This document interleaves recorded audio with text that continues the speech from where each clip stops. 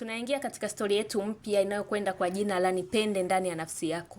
Ilikuwa kwenye apartment ambazo zilikuwa zipo 6.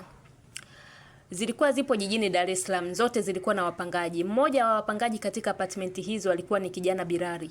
Huyu alikuwa ni mpangaji mmoja wapo katika hizi apartments. Kijana Bilali alikuwa anakaribia kufunga ndoa na mwanamke kutoka kijijini kwao ambaye alikuwa ametafutiwa na wazazi wake. Binti aliyetafutiwa kumooa alikuwa ni binti wa Kiarabu. Binti mmoja mzuri sana mwenye kuvutia kumwangalia. Bilali hakuwahi kumuona huyu binti, ila mama yake alimtumia picha zake kwenye simu na Bilali akamridhia kabisa kumuoa huyu binti kwa sababu alimpenda sana, japo walimuona kwenye picha tu. Bilali alimridhia sana huyu mwanamke na alilipia kila kitu kinachohusu mambo ya mahari, na kilichobaki ilikuwa ni ndoa tu. Bilali alikuwa na asili ya mashauzi, hivyo alikuwa anawatambia sana wenzie hapo kwenye apartment zao kuwa yeye anaenda kuoa mwanamke mzuri kuliko wote duniani. Majirani zake walikuwa wanamsikiliza tu na kuachana naye, kwani walikuwa wanamjua Bilali alikuwa na tabia ya mashauzi sana. Siku ya kwenda kuoa ilifika na Bilali alijiandaa asubuhi sana. Baada ya hapo akatoka nje ili apande gari yake na kuondoka zake. Kabla hajaenda kupanda gari aliwaona wapangaji wenzie wanawake wakiwa wamekaa wanapiga story. Bilali akasogea kuwasalimia, waliitikia na Bilali akaanza kuwaambia kuwa ndio anaenda kuoa na analeta chombo kweli kweli. Mke wake hakuna mtu kati yao waliokaa hapo anaweza kumfikia kwa uzuri. Bahati ambaye alikuwa umri umesogea kidogo, ambaye alikuwa kapanga hapo na mumewe aliyekuwa anaitwa Hatibu, akasema yeye aende akaoe tu, aache kelele nyingi, kwa sababu hata mkewe akiwa mzuri kiasi gani, ila daima atakuwa mzuri kwake yeye na kamwe hatakuwa mzuri kwa kila mwanaume. Maneno hayo yalionekana kupokelewa vizuri sana na Samia ambaye alikuwa ni mke wa Bwana Salim pamoja na Getruda mke wa Bwana Bosco. Kila mmoja kati yao alimuunga mkono Bahati, kitendo kilichosababisha Bilali aanze kuchekacheka kwa aibu ya kuumbuliwa. Alitoka na kwenda kupanda gari yake na safari kaanza kuelekea kijijini kwao kwa ajili ya kufunga pingu za maisha na binti Basma. Saa 9 alasiri alikuwa kafika kijijini kwao Bilali. Alifanyiwa maandalizi ya chapchapu kwao na baada ya hapo wakatoka wanaume na wanawake kwa ajili ya kwenda kuoa nyumbani kwa mzee Ibrahim, baba mzazi wa binti Basma. Walifika na bila kupoteza muda Bilali alifungishwa ndoa. Na baada ya hapo vigelegele vya furaha vikafata na waliinuka kwa ajili ya kwenda ndani kumuona biharusi. Bilali alionekana kuwa na furaha sana. Wakaingia ndani na kumkuta biharusi kafunikwa na shela. Bilali alimfunua na baada ya kumfunua alishtuka sana baada ya kumuona binti tofauti na yule alitumiwa kwenye picha. Huyu alikuwa ni binti mwingine kabisa, japo naye alikuwa ni Mwarabu ila alikuwa ni kibonge hatari. Bilali alistaajabu sana kwani hayakuwa mategemeo yake. Baba yake akamnong'oneza sikioni na kumwambia amchukue mkewe na mambo mengine wataenda kuongelea nyumbani kwao. Bilali akamuelewa baba yake, akamchukua Basma na wakarudi nyumbani. Nyumbani walipokelewa kwa shangwe kwelikweli, ila Bilali kwa upande wake hakuwa na furaha hata kidogo. Alikuwa haelewi kwa nini wazazi wake wamemfanyia hivi. Bila kupoteza muda, baada ya kufika nyumbani tu Bilali akawaita wazazi wake pembeni na kutaka maelezo ya kwa nini wamemfanyia mambo ya ajabu. Wazazi wa Bilali kwanza walimuomba msamaha Bilali na kumwambia kuwa yule binti walimtumia hakuwa binti wa mzee Ibrahim na hata wao wenyewe hawamjui huyo binti. Walitafuta tu picha mtandaoni na kumtumia, ila wao lengo lao lilikuwa Bilali amuoe Basma kwa sababu Basma ni binti mwenye tabia njema sana, binti mzuri sana ambaye ana upendo na watu, mpole, mstaarabu, mpenda utu na muelewa sana. Ila wanaume hawampendi kutokana na ubonge wake tu, ila huo ndio mwili wake toka utotoni. Hivyo ndio maana wazazi wakaamua Bilali amuoe Basma.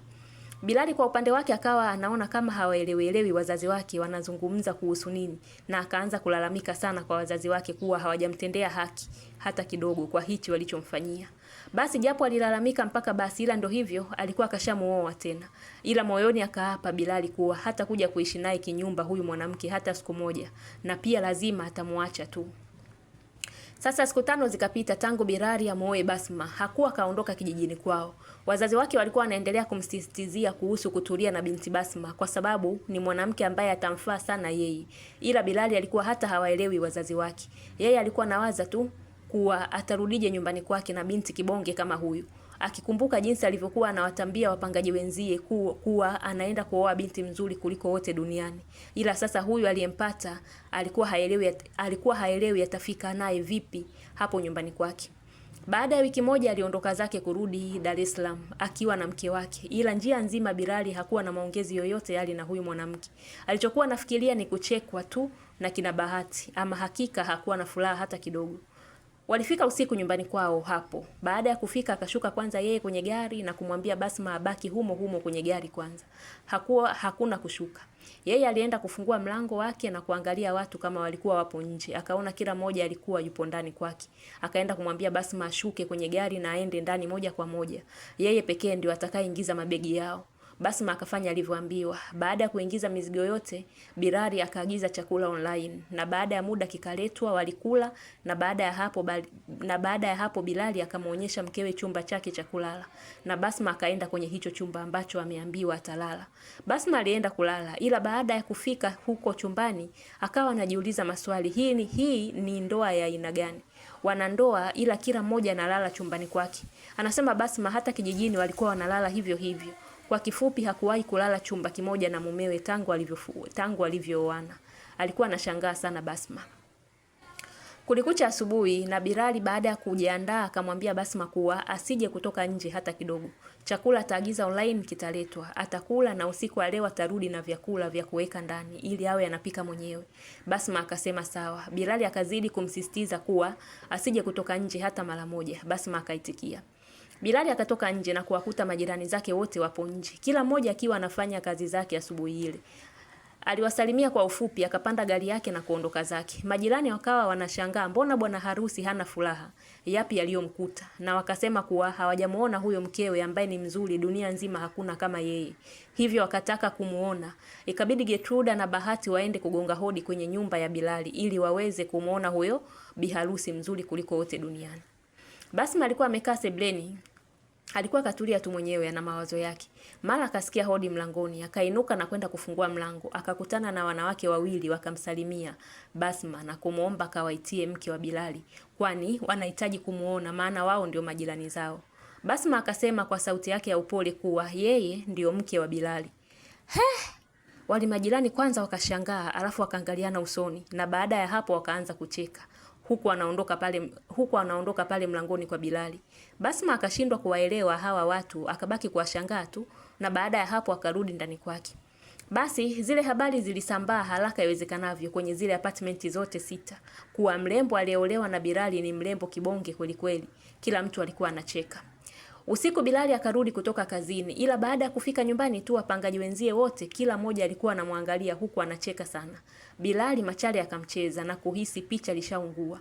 Baada ya kushuka tu kwenye gari yake akakimbilia ndani haraka na kumkuta Basma akiwa amekaa sebreni anaangalia TV. Bilali kabla ya salamu akamuuliza Basma kama alitoka nje siku ya leo. Basma akasema hakutoka nje ila majirani zake walikuja kupiga hodi. Akaenda kuwafungulia mlango. Bilali baada ya kusikia hivyo akajua kabisa kila kitu kimeshaisha. Kila kitu kimeshaharibika. Majirani zake watakuwa washajua kila kitu. Akaanza kumfokea mkewe kuwa kwa nini alienda kuwafungulia mlango.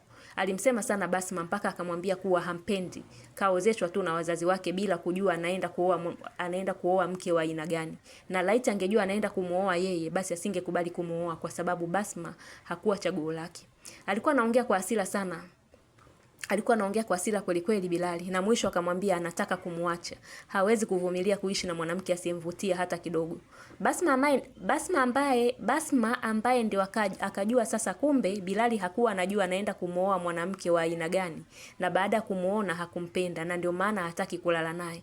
Akamwambia mumewe kwa kumuomba kuwa hata kama hamtaki basi anaomba waishi hata kwa muda kidogo, asimuache mapema kwa sababu akimwacha mapema italeta sifa mbaya kwa upande wake. Bilali akasema na yeye akiendelea kuishi na Basma humu ndani atakuwa anachekwa kila siku na majirani zake kwa sababu Basma anaonekana kama kituko. Basi majirani wa Bilali wakawa wanaendelea kumcheka sana Bilali kwa kuoa mke kibonge haswa, ila siku zilikuwa zinaendelea kwenda mbele na kwa sasa Basma akawa anatoka nje kama kawaida kwa sababu watu walikuwa washamjua. Kwa hiyo haikuwa na haja ya kuendelea kumfungia ndani tena. Hiyo inakuwa ni sehemu ya kwanza ya story yetu.